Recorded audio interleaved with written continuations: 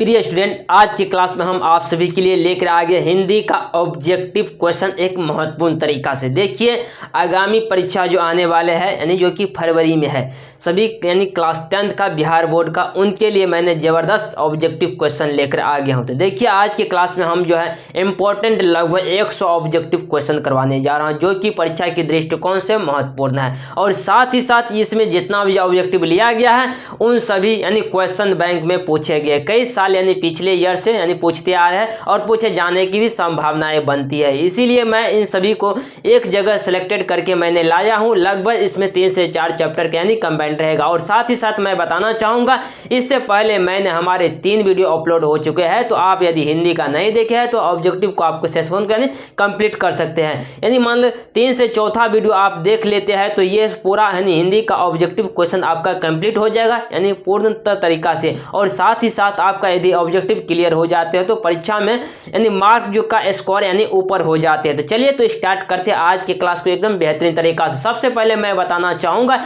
यदि आप अभी तक हमारे व्हाट्सएप ग्रुप में नहीं जुटे हैं तो क्योंकि आगे का भी सेशन स्टार्ट होने जा रहा है, या दिसंबर है 1 जनवरी से पूर्णतः, या तो 3 जनवरी से हमारे चैनल पर यानी आगामी यानी 2027 के लिए भी सेशन स्टार्ट होने जा रहा है। और इस बार जो है यानी पूरा यानी टाइम बाय टाइम चलेगा, यानी लगभग जो है 4 से 5 महीने में आपको सिलेबस को यानी कंप्लीट कराया जाएगा। और साथ ही साथ उसके बाद फुल्ली रिवीजन कराया जाएगा, यानी पूर्णतः तरीका से समय का मैनेजमेंट किया जाएगा। इससे पहले कि यानी जब मैंने क्लास ले रहा था तो वहाँ पे हमारे पास हुआ क्या प्रॉब्लम, यानी टाइपिंग करने वाले जो भी आदमी थे वह कभी काल छोड़ छाड़ सके। लेकिन इस बार मैंने कंटिन्यू आपके सामने रहूँगा, क्योंकि पिछले साल के वजह से मैंने पिछले साल यानी कुछ खराबी हो गए थे और कुछ तकनीकी समस्या भी आई थी, इसलिए जिसके कारण से बीच में क्लास जो है रुक कर चल रहा था। लेकिन इस साल जो मैंने संकल्प लिया हूँ कि मात्र 4 महीने या तो 5 महीने में ही शुरुआत का, यानी जनवरी से लेकर के आगामी 5 महीने तक यानी आपको पूरा क्लास 10 का यानी जो है ना सिलेबस को कंप्लीट किया जाएगा। चलिए तो स्टार्ट करते हैं। सबसे पहले एक बात और बताने देता हूँ, व्हाट्सएप ग्रुप में जुड़ने के लिए स्क्रीन पे एक नंबर दिखाई दे रहा है, तो इस नंबर पे आप मैसेज करके अपना जुड़ सकते हैं और साथ ही साथ यानी यहाँ से PDF आपको मिल जाएगा। और एक बात बताना चाहूँगा, ये जितना भी क्वेश्चन है, ये क्वेश्चन जो है ना पूछा गया क्वेश्चन है। जैसे हम बात करेंगे यहाँ पर देखिए, ये क्वेश्चन भी पूछा गया था, इसमें ये भी सारा क्वेश्चन ये पूछे गया है, यानी क्वेश्चन बैंक का सारा क्वेश्चन लिया गया है। कुछ वैसा क्वेश्चन भी लिए गए जो कि पूछे जाने की संभावना। चलिए तो स्टार्ट करते हैं आज की क्लास को। पहला नंबर क्वेश्चन से आज की क्लास में करीब 100 होगा, क्योंकि ये जो है ना यानी ये जो है चैप्टर नंबर लास्ट से उठाया है, तो थोड़ा सा इसमें कम हो सकता है। लेकिन जैसे इससे पिछले का आप क्लास में किए होंगे तो उसमें 100 ऑब्जेक्टिव क्वेश्चन हो सकता है, इसमें 80 हो 90 हो, अभी पता नहीं चल रहा, हमें भी नहीं, पूरा स्लाइड को देखेंगे तभी पता चलेगा। चलिए तो स्टार्ट करते हैं। सबसे पहले यानी 100 क्वेश्चन की संभावनाएं बनती है। अब यहाँ देखेंगे क्वेश्चन नंबर हम 1 से स्टार्ट करेंगे। यानी कह रहा है कवियत्री अनामिका, क्या कह रहा है, यानी ध्यान सुनिएगा इस क्वेश्चन को। कह रहा है कवियत्री अनामिका के अनुसार सृष्टि की विकास कथा का प्रथमाक्षर यानी प्रथमाक्षर क्या है। कह रहा कवियत्री अनामिका के अनुसार सृष्टि की विकास कथा का प्रथमा अक्षर क्या है। प्रथमा अक्षर क्या है, इसके बाद हम बात करेंगे विफलता के आंसू। क्या प्रथमा अक्षर है, विफलता के आंसू। देखिए, आप जब विफल हो जाते हैं, सफल नहीं होते हैं, तो आपके यानी आंखों में एक आंसू आते हैं, वही सृष्टि की विकास का सबसे बड़ा क्या प्रथम अक्षर है। जब आपके आंसू से विफलता पर यानी आंसू जब निकलती तो वही क्या है, प्रथम विकास का यानी है। चलिए तो दूसरा क्वेश्चन पर हम देखेंगे। दूसरा नंबर क्वेश्चन को देखिए ध्यान तरीका से, एकदम बेहतरीन तरीका से। कह रहा है कवियत्री अनामिका को कौन सा पुरस्कार मिला था, यानी कवियत्री अनामिका को कौन सा पुरस्कार मिला था।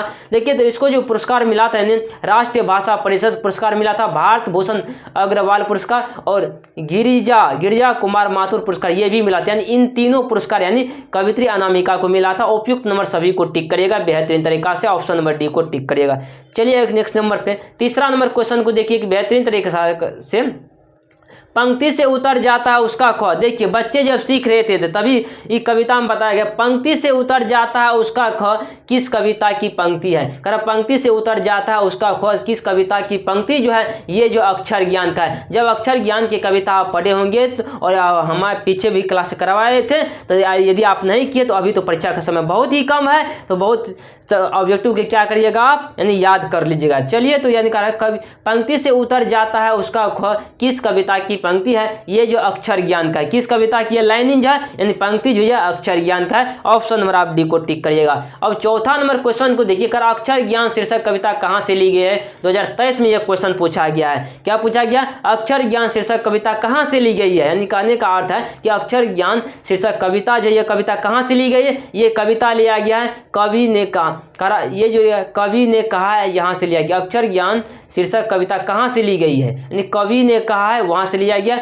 ऑप्शन नंबर हम डी को टिक करें, कवि ने कहा है। और यहाँ पर हम बात करेंगे 5वां नंबर क्वेश्चन को एक बेहतरीन तरीका से। अक्षर ज्ञान शीर्षक कविता में ड के अंग को बेटा क्या समझता है, मतलब ये जो है ना जो अंग ऐसे लिखते हैं ना, इस ड को बेटा जो है क्या समझता है, इस ड को जो है माँ समझता है। क्या माँ समझता है, इस ड को माँ समझता है और इस बिंदु को जो है ना बच्चा समझता है। यानी बच्चे जो है जब पढ़ाई करते समय इस ड अंग को देखा तो उसने ड को मान लिया क्या चीज़, ड को माँ मान लिया और समझता, और ये छोटा सा बिंदा जो है ना उसका बच्चा यानी मान लेता है। ऑप्शन नंबर अभी ए को टिक मारिएगा, क्योंकि ड को बच्चा क्या समझ रहे थे, माँ समझ रहे थे। ऑप्शन नंबर ए को टिक करिएगा। चलिए तो 6ठा नंबर क्वेश्चन पे आ गया हम। घरे का लुढ़कता हुआ उसका घ किस पर आकार थमक जाता है, यानी ऐसा पूछा है घरे का लुढ़कता हुआ, क्या कह रहा है, घरे का लुढ़कता हुआ उसका घ किस पर आकर थमक जाता है, किस पे आकर थमक जाता है, अंग पे थमक जाता है। घ तक तो लिखता है लेकिन बच्चे जो अंग पे आके थमक जाता है यानी रुक जाता है, यानी क से स्टार्ट करके घ के बाद जो अंग पे अटक जाता है। ऑप्शन नंबर डी को टिक करेगा और 2022 में ये क्वेश्चन पूछा गया है। अब यहाँ पे देखेंगे 7वां नंबर क्वेश्चन कर बीजाक्षर शीर्षक काव्य संकलन किसकी रचना है। 2022 में क्वेश्चन पूछा गया, ध्यान सुनिएगा इसको थोड़ा सा। करा बीजाक्षर शीर्षक काव्य संकलन किसकी रचना है, यानी आपसे ऐसा बात पूछा जा रहा है कि बीजाक्षर जो है बीजाक्षर शीर्षक काव्य संकलन किसकी रचना है। ये रचना जो अनामिका का है, किसका है, अनामिका का। ऑप्शन नंबर ए को टिक करिएगा।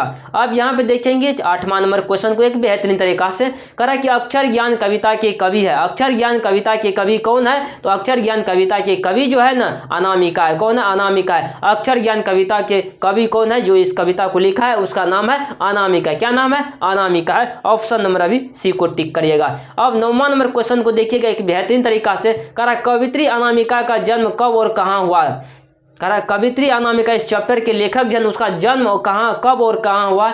इसका जन्म जो हुआ था 17 अगस्त 1971 में हुआ था। कवित्री अनामिका का जन्म कब हुआ था, 17 अगस्त 1971 में मुजफ्फरपुर बिहार में हुआ था। अपने बिहार का रहने वाले हैं कवित्री अनामिका जो है ना 17 अगस्त 1961 ईस्वी में मुजफ्फरपुर बिहार में हुआ था। ऑप्शन नंबर सी को टिक करिएगा एक बेहतरीन तरीका से। अब यहाँ देखेंगे हम 10वां नंबर, सृष्टि की विकास कथा का प्रथमा अक्षर क्या है। सृष्टि की विकास कथा का प्रथमा अक्षर क्या है, ये जो है ना हम बात करें विफलता के छल के आंसू है, विफलता पर छल के आंसू है। ऑप्शन नंबर सी को हम टिक करेंगे। 12 नंबर क्वेश्चन को देखेंगे। अनामिका हिंदी कविता में अपनी एक अलग पहचान रखने वाली कवित्री है, यानी ऐसा कह रहा है कि अनामिका हिंदी कविता में अपनी एक अलग पहचान रखने वाली कवित्री जो है ना यह समकालीन है। क्या है, समकालीन है। ऑप्शन नंबर हम ए को टिक करेंगे, समकालीन है। और 12 नंबर क्वेश्चन पे देखिए, अक्षर ज्ञान कविता बच्चों की किस स्तर की शिक्षण प्रक्रिया से संबंधित है, यानी ऐसा पूछा जा रहा है कि अक्षर ज्ञान कविता जो है ना इस चैप्टर जो है ना बच्चों की किस स्तर की शिक्षण प्रक्रिया से संबंधित है। ये जो प्रारंभिक का बात कर रहा है, जब बच्चे लिखना शुरुआत करते हैं, पढ़ना शुरुआत करते हैं, तो वही का ये जो है यानी शुरुआत का ये प्रारंभिक शिक्षा इसको कह सकते हैं, यानी प्रारंभिक शिक्षण का यह प्रारंभ प्रक्रिया है अक्षर ज्ञान। ऑप्शन नंबर हम ए को टिक करेंगे। अब यहाँ पे देखिए 13 नंबर क्वेश्चन को एक बेहतरीन तरीका से करा कि कवित्री अनामिका बिहार के किस जिला की है। कवित्री अनामिका जो है बिहार की किस जिला की है, कवित्री अनामिका बिहार की मुजफ्फरपुर जिला की। ऑप्शन नंबर बी को टिक करिएगा। कवित्री अनामिका बिहार के किस जिला की है, तो मुजफ्फर जिला का है। किस जिला की है, मुजफ्फर जिला का। ऑप्शन नंबर बी को टिक करिएगा एक बेहतरीन तरीका से। करा कवित्री अनामिका के पिता का क्या नाम था। कवित्री अनामिका के पिता का नाम जो था श्याम नंदन किशोर था। ऑप्शन नंबर सी को टिक करिएगा, श्याम नंदन किशोर था। 15 नंबर क्वेश्चन को देखेंगे। अक्षर ज्ञान कविता चुनी गई कविताओं की चकित श्रृंखला से ली गई है, ये कवि ने कहा है। क्या कहा है, कवि ने कहा है। कह कवित्री अनामिका के अनुसार घरे का लुढ़क जाता है, घरे लुढ़क जाता है यानी घरे लुढ़क जाता है, घ से घरा होता है। ऑप्शन नंबर डी को हम टिक करेंगे।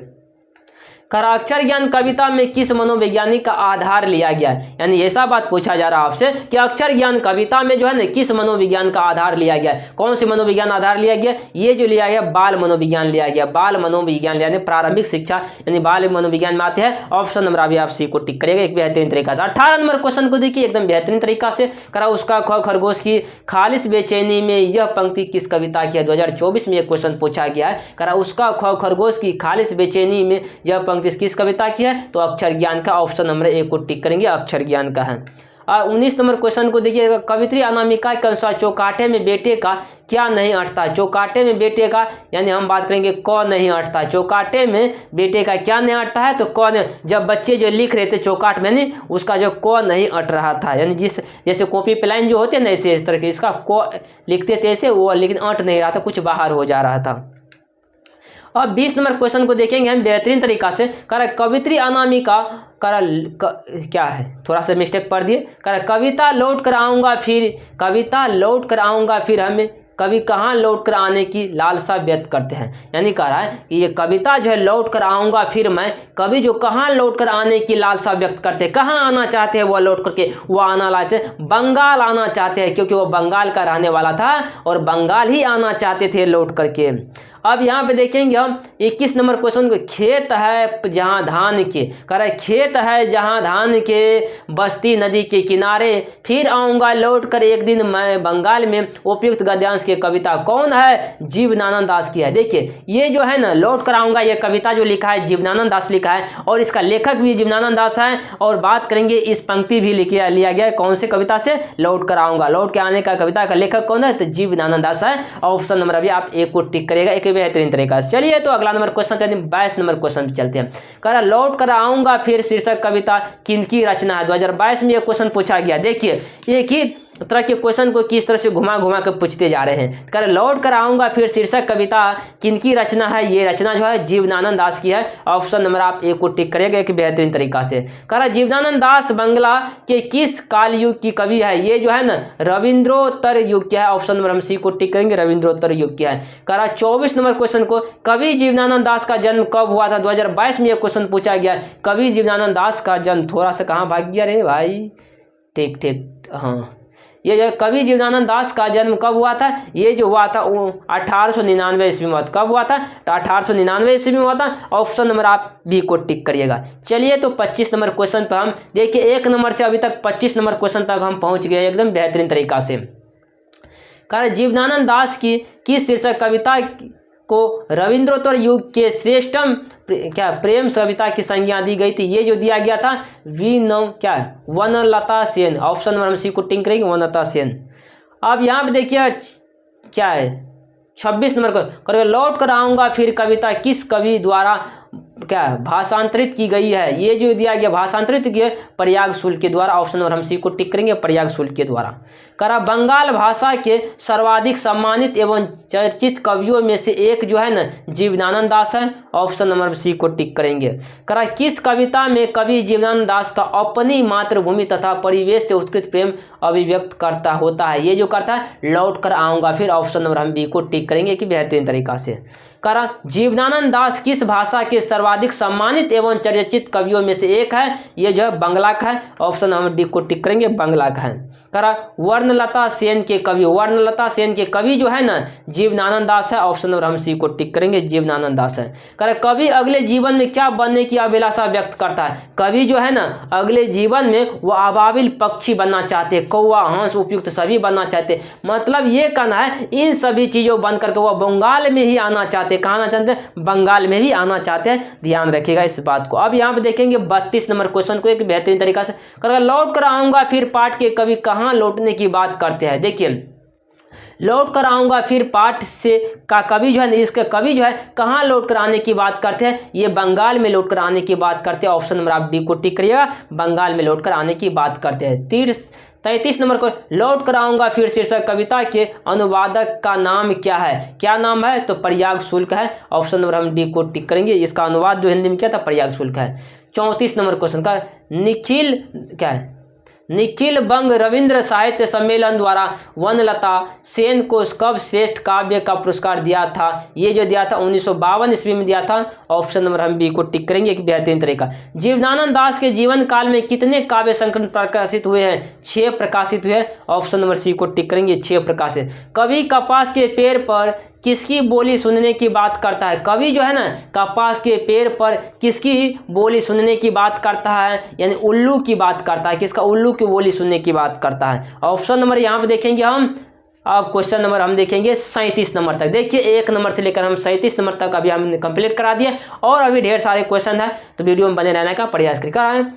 क्या झर्रा पालक किसकी रचना? कर झर्रा पालक जो है ना किसकी रचना है? तो जीवनानंद दास की है। किसका है? जीवनानंद दास की है। ऑप्शन नंबर आप एक को टिक करेगा बेहतरीन तरीका से। चलिए 38 नंबर क्वेश्चन को देखने का प्रयास करते हैं। करा कि रूपसी करा बंगला किसकी रचना? कर रूपसी बंगला किसकी रचना है? ये जो रचना है जीवनानंद दास की है। ऑप्शन नंबर हम सी को टिक करेंगे एक बेहतरीन तरीका से। करा कवि जीवनानंद दास किसका हंस बनने चाहते हैं? ये जो हंस बनना चाहते हैं तो हम बात करेंगे, ये हंस बनना चाहते हैं तो किशोर का। ऑप्शन नंबर हम सी को टिक करेंगे। कवि जीवनानंद दास किसका हंस बनना चाहते हैं? तो यह किशोरी का। किशोर नहीं, किशोरी का।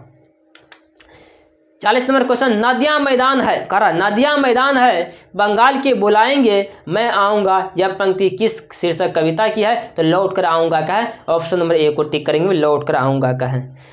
मेरे बिना तुम प्रभु। आप यहाँ पे देखो कि मेरे बिना तुम प्रभु शीर्षक कविता किसके द्वारा भाषांतरित की गई है? ये जो है ना धर्मवीर भारती का दिया गया। ऑप्शन नंबर ए को हम टिक करेंगे।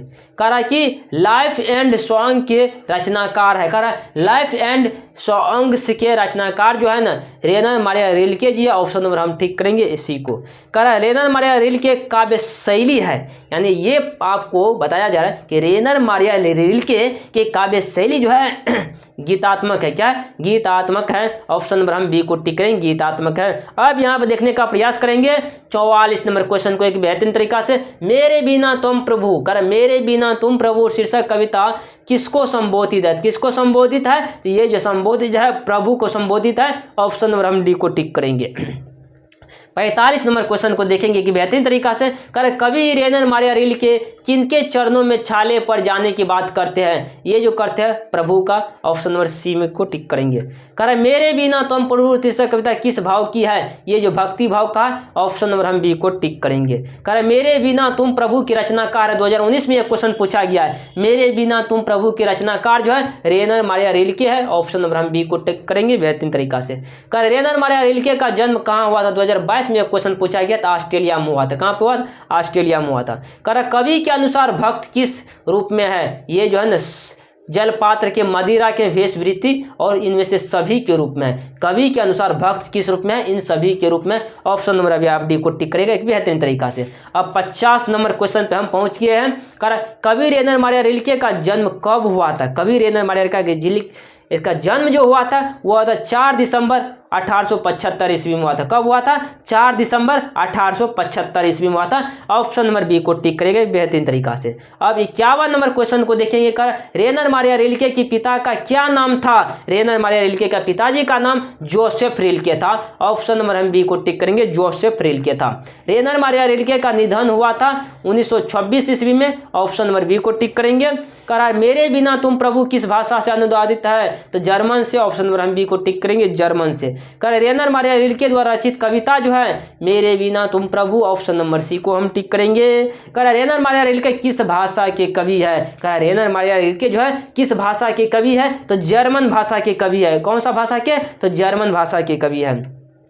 दूर चट्टानों की ठंडी गोद में किस कवि की पंक्ति है? दूर चट्टानों की ठंडी गोद में किस कवि की पंक्ति है? ये जो है रेनर मारिया रिल्के जी का है। ऑप्शन नंबर हम बात करेंगे, डी को टिक करेंगे एक बेहतरीन तरीका से। कवि के अनुसार मनुष्य के बिना किसका अस्तित्व रहेगा? किसका अस्तित्व नहीं रहेगा? कवि के अनुसार मनुष्य के बिना किसका अस्तित्व नहीं रहेगा? तब भक्त का नहीं रहेगा। ऑप्शन नंबर हम बात करेंगे बी का 58। कौन सी कविता विश्व कविता के भाषांतरित संकलन देशांतर से ली गई है? ये जो मेरे बिना तुम प्रभु। ऑप्शन नंबर हम बात करेंगे बी को। कवि किसका शानदार लबादा गिर जाने की बात करता है? तो भगवान प्रभु का। ऑप्शन नंबर हम बात करेंगे बी का। मेरे बिना तुम प्रभु शीर्षक कविता किसके द्वारा भाषांतरित की गई है? धर्मवीर भारती के द्वारा की गई है, धर्मवीर भारती के द्वारा। करा लाइफ एंड सॉन्ग्स के रचनाकार है रेना मारिया रिल्के। ये क्वेश्चन रिपीटेड क्वेश्चन कई बार पूछा गया, तो स्टार लगा लीजिए इस क्वेश्चन में, लगाना चाहते हैं तो बहुत है। अब यहाँ देखिए आज के क्लास में इतना ही क्वेश्चन था, क्योंकि लगभग लास्ट का जो ये यानी चैप्टर था उसमें बहुत कम ऑब्जेक्टिव था, इसीलिए हमने यहाँ पे 70 क्वेश्चन भी पूरा कंप्लीट हम करवा दिए। तो कैसा लगा आज की क्लास आप सभी को, तो जरूर वीडियो को कमेंट बॉक्स में बताने का प्रयास करें। मैं आपसे कहना चाहूँगा इस क्लास को ज़्यादा से ज़्यादा शेयर करने का, और साथ ही साथ अपने दोस्त जो भी हो, छोटे बड़े भाई, उनको जोड़ने का प्रयास कीजिए। और यहाँ पे ऑब्जेक्टिव का सेशन जो मैं करा रहा हूँ, इसके माध्यम से आप अपने तैयारी को एक अच्छे लेवल पर लेके जा सकते हैं। और साथ ही साथ यदि ऑब्जेक्टिव क्लियर हो जाते हैं तो आपका स्कोर बढ़ने का चांस 99% बढ़ जाते हैं। चलिए तो मिलते हैं अगले क्लास में, तब तक के लिए इतना ही रहने देते हैं यहाँ पे।